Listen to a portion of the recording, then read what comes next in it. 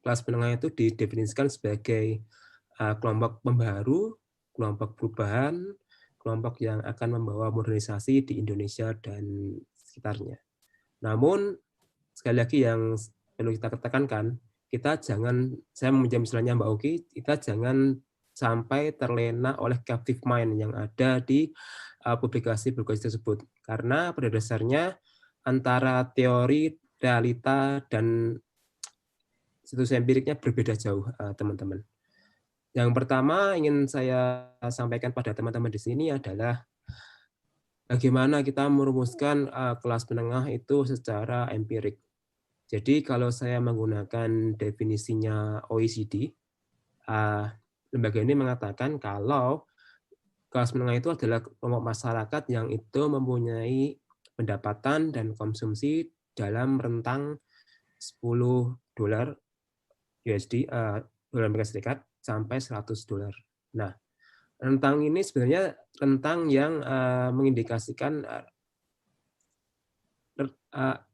jumlah rata-rata dari konsumsi dan pendapatan yang kelas menengah itu dapatkan selama setahun. Namun yang perlu kita sadari pula, ternyata definisi ideal yang diterapkan OECD itu berbeda jauh dengan apa yang ada di lapangan. Nah, saya ambil contoh misalnya di Asia sendiri secara luas, Cina sendiri hanya memiliki 20% populasi kelas menengah. Sementara India itu 3%, dan Indonesia itu 5%. Nah, ini mengindikasikan bahwa sebenarnya kelas menengah itu tidaklah menjadi kelompok utama dalam masyarakat kekinian. Maksud saya adalah, ternyata stratifikasi sosial itu masih ada di kelompok masyarakat Asia ternyata. 3 negara utama dalam ekonomi Asia ini mengindikasikan bahwa itu terjadi, kawan-kawan. Jadi yang ingin saya sampaikan pada teman-teman dan mungkin juga mendekonstruksi kita tentang kelas menengah itu adalah apakah kelas menengah itu benar realitas atau cuma mitos. Karena selama ini yang kita lihat dan kita baca itu kelas menengah itu selalu diasumsikan kelas menengah yang masyarakat yang hedon dan selalu mengejar kesenangan. Nah, apakah demikian adanya atau itu hanya sekedar tontonan di televisi atau di kanal-kanal streaming lainnya, teman-teman. Nah, itu yang perlu kita dekonstruksikan hari ini. Karena kalau kita hanya menerima secara take it for granted, itu juga tidak akan mengubah persepsi kritis kita, teman-teman. Nah, lanjut. Nah, ini juga realita yang ada di lapangan, teman-teman. Ternyata kalau kita membaca secara lebih detail, kelas menengah itu sebenarnya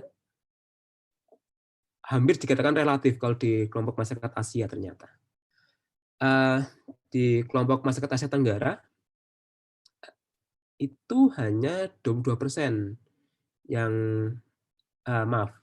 yang itu hidupnya kurang dari 31%. Artinya kelas menengahnya masih dominan secara 50%, more or less, tapi ternyata ada kelompok yang rentan di strata ekonomi. Jadi kurang dari $3 kalau di masyarakat Asia Timur. Masyarakat Timur di sini masuk pula Asia Tenggara, teman-teman. Jadi kalau mohon koreksi kalau salah.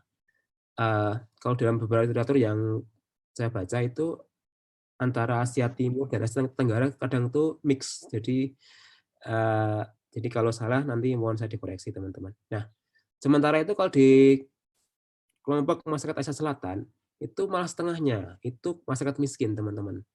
Jadi kajiannya mengatakan, ternyata hampir 55% kelompok masyarakat itu hidup di jurang kemiskinan, yang itu hidupnya kurang dari $3. Nah, apa yang bisa kita dapatkan dari sini ternyata adalah apakah kelas menengah itu masih ada atau hanya sekedar mitos? Nah, kalau dilihat dari fakta empirik ini kan mengindikasikan bahwa ya ya ada, tapi ya gimana gitu. Nah, ini yang menurut saya dan kita di sini untuk sorry maaf, untuk, untuk, berpikir secara kritis, tentang kelas menengah itu, teman-teman. Nah, secara umum ternyata, kelas menengah itu di kelompok masyarakat Asia masyarakat Asia pada umumnya itu hanya hidup dari 1 sampai 3 dolar US, Amerika Serikat. Artinya ini kan jauh dari standar dari kelas menengah yang diterapkan OECD, 10 dolar per hari. Nah, apa yang bisa kita dapatkan di sini adalah, ya ternyata kita selama ini, eee, ter-PHP-kan oleh media, kajian-kajian yang ada, bahwa kelas menengah itu sebagai kelas menengah yang kelompok masyarakat yang modern, modernis, peduli dengan inovasi dan lain sebagainya. Ternyata tidak, teman-teman. Ini kajian kajian ini membantah semua itu, teman-teman. Jadi, kita jangan sampai menjadi katak dalam tempurung kalau kita melihat kelas menengah itu apa, kawan-kawan. Nah, ini definisi lebih detail lagi tentang kelas menengah, khususnya di masyarakat Asia.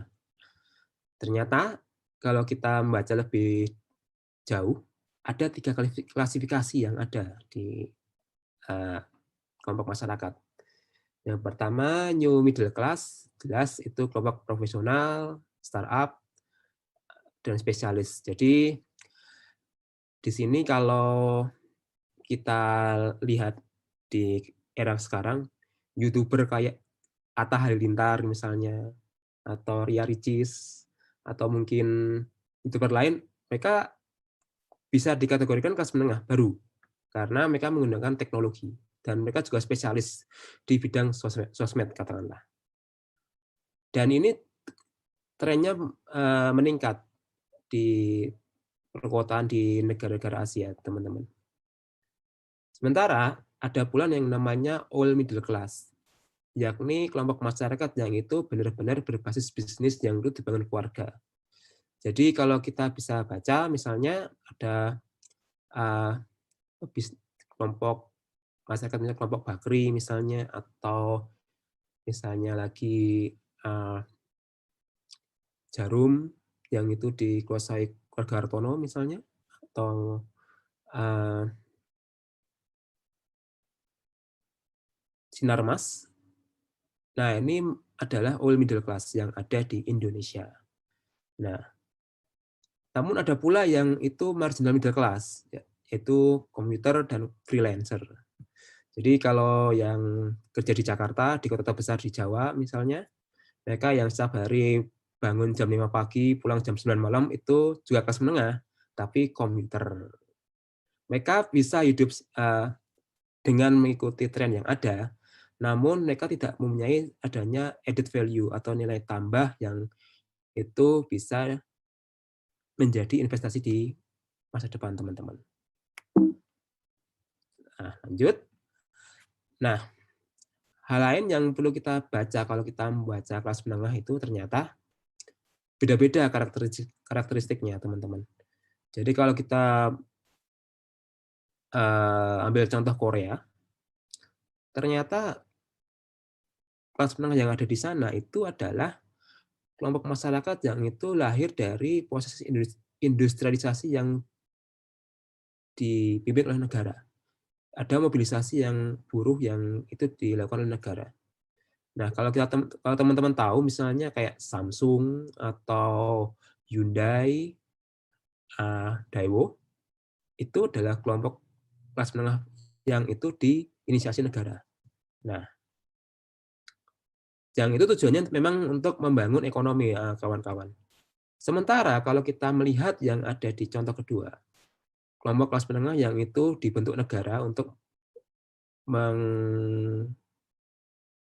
mendukung stabilitas politik misalnya, misal kayak di, eee, Malaysia misalnya, Singapura, atau Timur Tengah, itu negara memfasilitasi banyak fasilitas. entah itu subsidi atau misalnya pekerjaan, layanan kesehatan, dan sebagainya. Sementara kalau kita melihat di India, oh enggak, ternyata mereka lebih basisnya teknologi. Jadi kalau kita lihat, ternyata kalau di India itu kelas menengahnya itu lebih mainnya IT. Nah, ketiga hal ini yang kemudian mendasari kenapa konteks, teori, dan temuan empirik itu beda-beda, teman-teman, kalau kita membaca kelas menengah secara umum. Nah, bagaimana kalau di Indonesia? Ini juga menarik kalau kita membacanya. Jadi kalau sebuah studi mengatakan kalau kelas menengah Indonesia itu trennya berubah-ubah dari yang sebelumnya itu uh, dibentuk negara. Jadi kalau teman-teman membaca literatur lebih tentang sejarah, kelas menengah awal di Indonesia itu adalah kelompok priayi misalnya.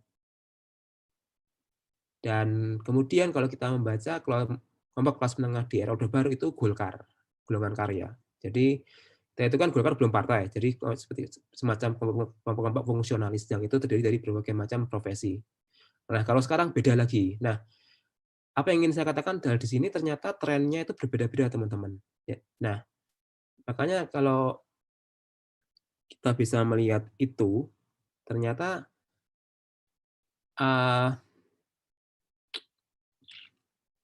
temuan empirik, temuan teori, temuan statistik itu beda-beda setiap saat, teman-teman.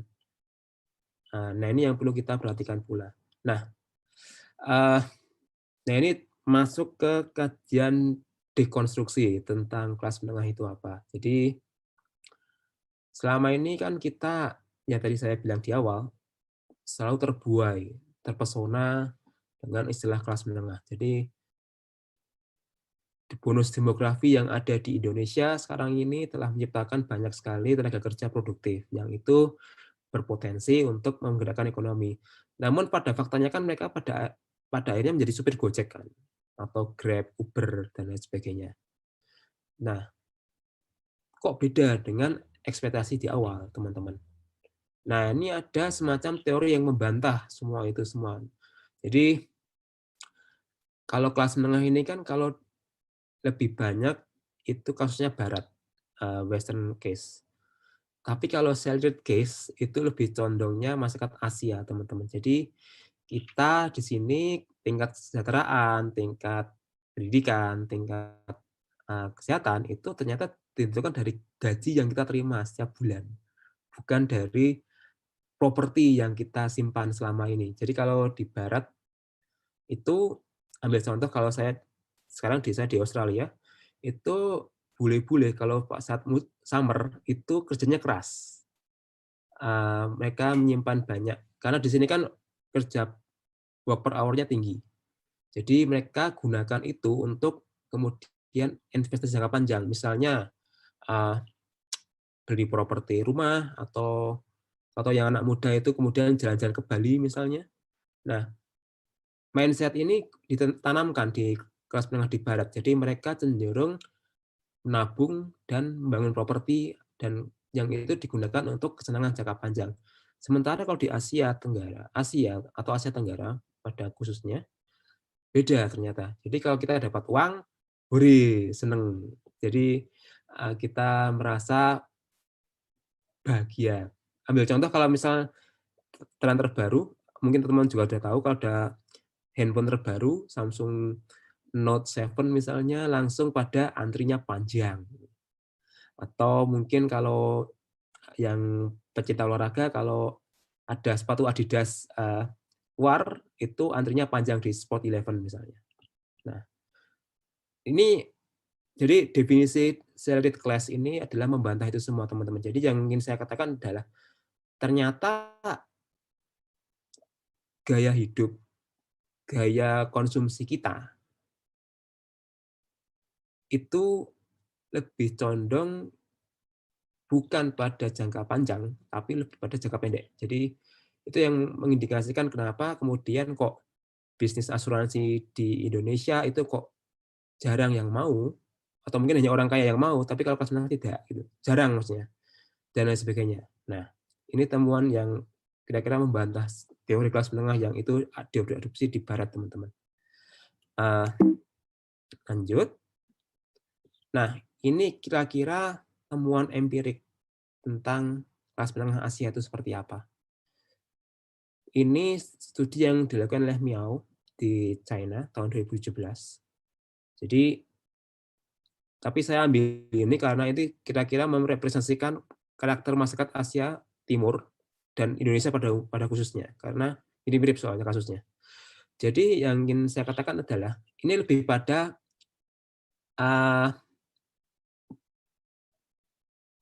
perasaan atau mungkin apakah Anda benar-benar menjadi sebuah kelas menengah. Nah, ini studi yang menarik, teman-teman. Jadi, studinya hanya 200 orang, responden random. Mungkin tidak signifikan, tapi setidaknya merepresentasikanlah sebuah karakter khusus dari kelas menengah itu. Jadi, yang ingin saya katakan adalah, ternyata kelas menengah, yang merasa kelas menengah, yang tinggi, itu hanya sedikit, teman-teman. Hanya 4-8%. Artinya apa? Kelas menengah yang itu dianggap sebagai orang kaya baru itu, yang benar orang kaya baru itu hanya sedikit, teman-teman, kalau dari studi persepsi ini, teman-teman. Karena mereka tahu sendiri, karena kalau ingin menjadi orang kaya yang benar-benar kaya, itu beda standarnya. Misalnya, pakainya HP iPhone misalnya, atau laptopnya harus MacBook Pro second. Nah, itu mengindikasikan bahwa ternyata perasaan-perasaan seperti ini dibatasi oleh, imaji tentang barang yang itu berbeda, teman-teman. Yang itu kemudian ditulis dalam studi ini, sedikit sekali yang bisa mewakili bahwa dia itu benar orang kaya dari apa yang dia miliki, teman-teman.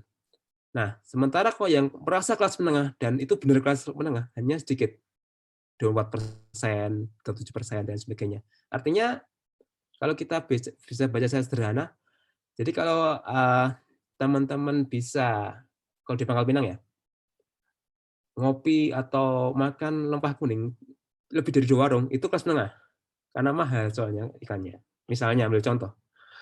Nah, artinya kalau dari studi persepsi ini mengatakan bahwa hanya kurang lebih 30% yang itu mereka mengidentifikasi sebagai kelas menengah. Selebihnya itu mereka mengatakan lower middle class. Enggak kok, saya bukan kelas menengah karena motor aja masih kredit, misalnya. Atau mobil atau rumah masih KPR. Ternyata dari studi persepsi ini, mereka mengatakan, enggak, saya kelas menengah tapi bawah. Punya aset tapi masih ngutang, teman-teman. Jadi ini adalah karakteristik dari kelas menengah Asia pada umumnya. Jadi mereka ditentukan oleh gaji, bukan dari aset yang itu dibangun dari waktu lama, teman-teman. Jadi ini lebih pada studi persepsi yang ada di China. Namun tadi yang saya bilang di awal, kira-kira ini menjadi semacam entry point lah dalam melihat Indonesia pada khususnya. Karena sependek yang saya tahu belum ada kajian seperti ini, tapi saya pikir karakter kedua negara mirip-mirip negara, baik Cina atau Indonesia, kira-kira hampir mirip lah kalau kita melihat dari studi persepsi ini, teman-teman. Nah, lalu bagaimana kalau kita melihat secara kajian empirik lagi secara lebih jauh? Ternyata dikit sekali. Jadi kelas menengah yang itu mengaku kelas menengah beneran itu hanya 11%. Secara rata-rata hanya 81%. Oke, mereka kelas menengah secara persepsi, tapi ada pula yang setengahnya mengatakan, "Oh enggak, saya itu kelas menengah yang itu ditentukan oleh gaji," misalnya. Jadi kalau misalnya kalau PNS itu golongan 3A atau 3B itu saya dikatakan sebagai salaried middle class misalnya. Karena, eee, kelas sosial saya ditentukan oleh gaji golongan yang ada di kantor misalnya.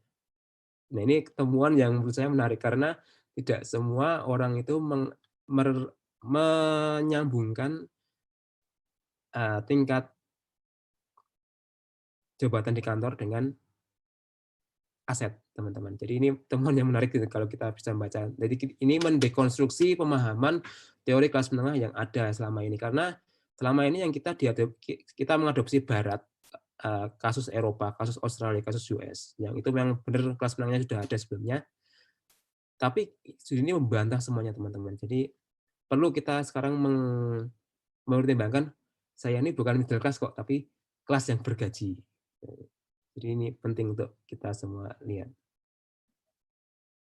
Ini hampir sama juga studi persepsi. Ternyata kalau yang mereka mengatakan kelas menengah, benar-benar kelas menengah secara materi, secara aset, dikit kok ternyata. Hampir sama kalau kita lihat. Nah, jadi kalau dari konsumsi makanan, konsumsi tersier, tidak ada bedanya. Namun yang menarik adalah konsumsi tentang rumah tangga, transport, itu juga berbeda jauh, teman-teman. Beda. Ini perlu kita melihat perbedaan ini. Nah, kesimpulan yang ingin saya sampaikan adalah ternyata ide kelas menengah Asia itu hanya ide yang dibesar-besarkan, teman-teman. Pada nyatanya itu banyak orang miskin yang itu masih hidup di bawah standar. Mungkin di negara kita masih ada, dan negara Asia juga sama, apalagi di era COVID sekarang, teman-teman. Jadi banyak kemunduran ekonomi di mana-mana. Nah, yang kedua, banyak negara itu mengasumsikan kelas menengah itu adalah kelas yang agen ekonomi untuk mempertahankan stabilitas nasional. Ini lebih condong pada perlakuan rezim pada kelas menengah. Yang ketiga, pertanyaan yang saya sampaikan di awal, ternyata saya bisa konklusikan kelas menengah itu hanya mitos, karena pada dasarnya kita lebih pada hidup yang sederhana daripada hidup yang bermewahan, teman-teman. Sekian dari presentasi sederhana saya. Mohon maaf kalau ada yang kurang. Waktu dan tempat saya kembalikan ke Mas Jeffrey. Terima kasih.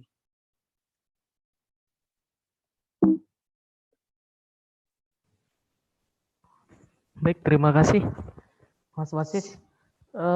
Saya pikir kita langsung ke pertanyaan saja.